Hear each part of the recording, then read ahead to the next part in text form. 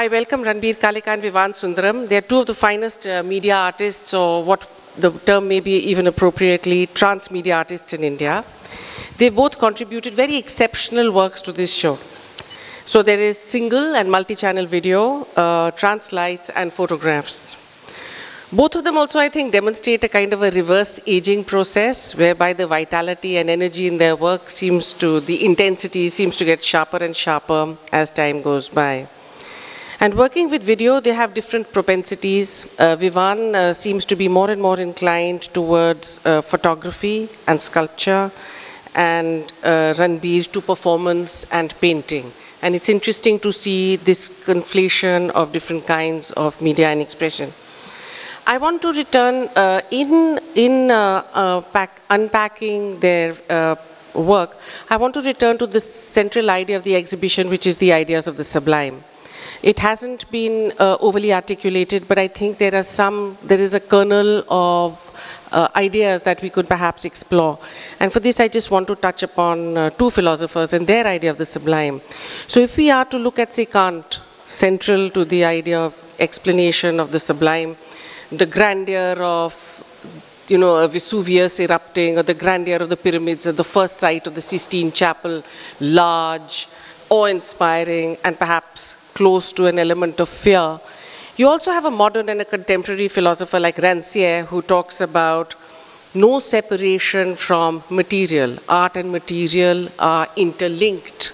And because material is everyday, almost banal, and common, art is embedded, the sublime of the art is embedded in the everyday.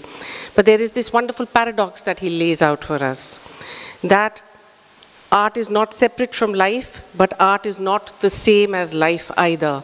And I like this slippage because this is important for understanding an artist like Ranbir Kaleka and Vivan Sundaram. Ranbir Kaleka and Vivan Sundaram both enter this movement in the scale from the grand to the seemingly banal. What I am suggesting is that their work opens up a discussion around aesthetics, but also temporalities. The work that Ranbir Kaleka is showing in the ideas of the sublime is part of a series of what he calls still lives, apparently ordinary objects. The earlier one was a jug, this one is a mobile phone. In the 1990s, Ranbir Kaleka developed a unique technique of combining video projection with painting. This process allows a painting to move, to become dynamic, to allow a narrative to unfold and then finally disappear back into the painting again. So between the stable image of the painting and the moving image of the video, there develops this third space. This is indefinite, gray, ambiguous, and highly volatile. In Vivan Sundaram, the inclination is to construct an entire field over a large area. We've seen this with trash, and what he's built upstairs was over a 50-foot area. And then shoot it in highly cinematic terms. This allows for, I think, many, many registers of visual interpretation. We become conscious of the sculptural elements of the work, of course, and how they can be visually manipulated in the registers of the photograph and the video. And we see this movement outward spatially from an early video like, say, Tracking and its later avatars to Black Gold upstairs, which is absolutely laid out in all its magnificence. So if Ranbir makes the leap from the domestic and the quotidian, man sitting on a stool, another man eating his meal, to the world of the phantasm, Vivan rescues, retrieves what is cast away by history and time to breathe new life into it. So I'm going to welcome our first speaker, Ranbir Kaleka. We have a slightly mixed format for this evening. Ranbir will speak and has welcomed interjections, so they'll be popping in with questions from time to time, whereafter we'll give the floor to Vivan and then have questions. Thank you, Ranbir. Thank you, Gayatri, and thank you thanks to Vadehra Gallery. Thanks, friends, for being here. So you'll help me to turn it on. There we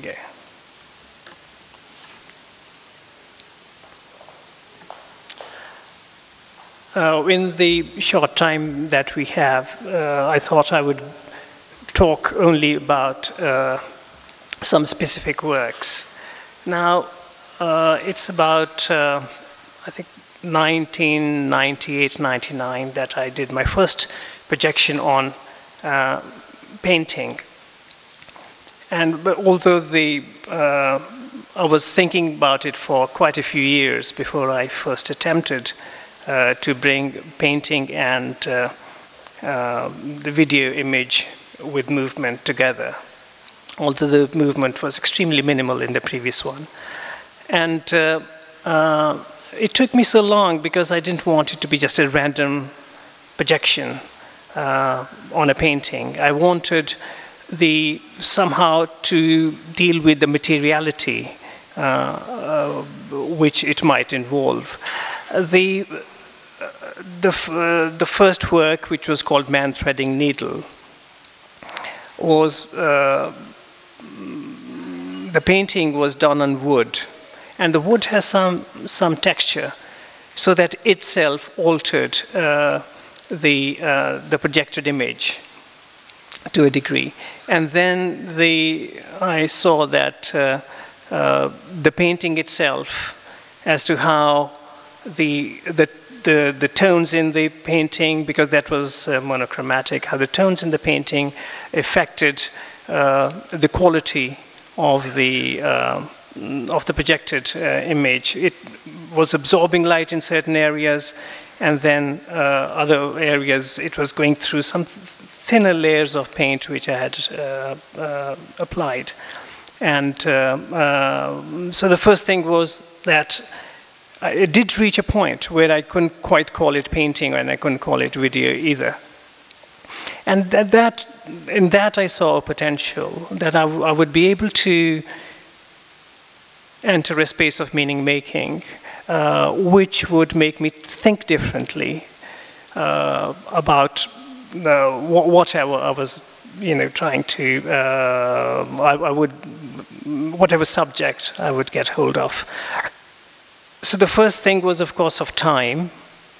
That the painting image was a still, although even if it was still, it did hold time within itself. There was the time, the way it sits within a painting, the way time is suggested in a painting,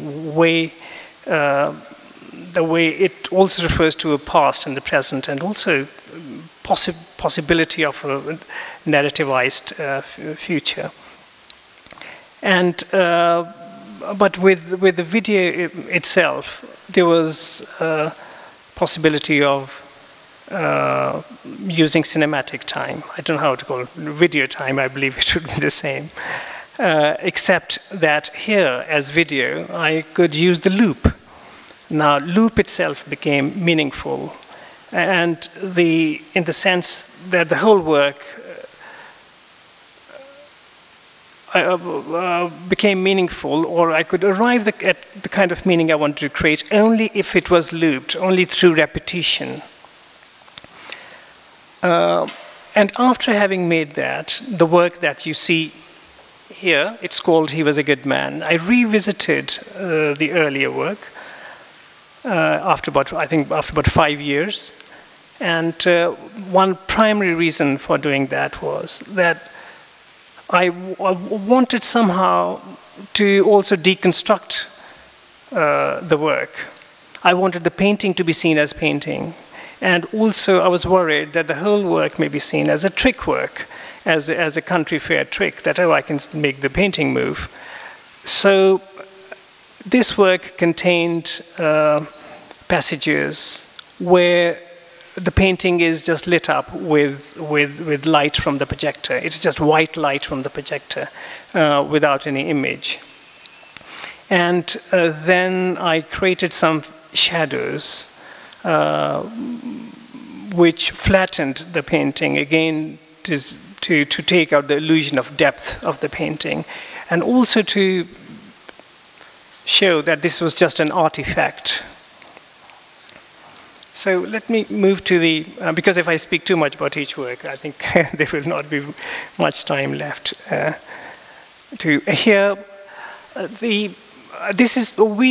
Most of it is just the painting, but this bar, which we see behind the man, that's a video. It moves. At this moment, the painting is not totally flattened. the bar is behind the painted image, but slowly the bar begins to move. This is a passage where it seems that he's perhaps riding in a train, and or traveling in a train, and the bar moves over him, and the illusion of depth disappears and just becomes a flat painting. So that's what I liked, and this was another something which I had with me as and I could use in my future work, that I could move to painting as it was painted, and then I could move to the videoed image, where the movement was exaggerated and made more obvious that this was a video. And then the two of them gelling together at some point, where they reach a kind of gray space, where they become a third thing, as it were.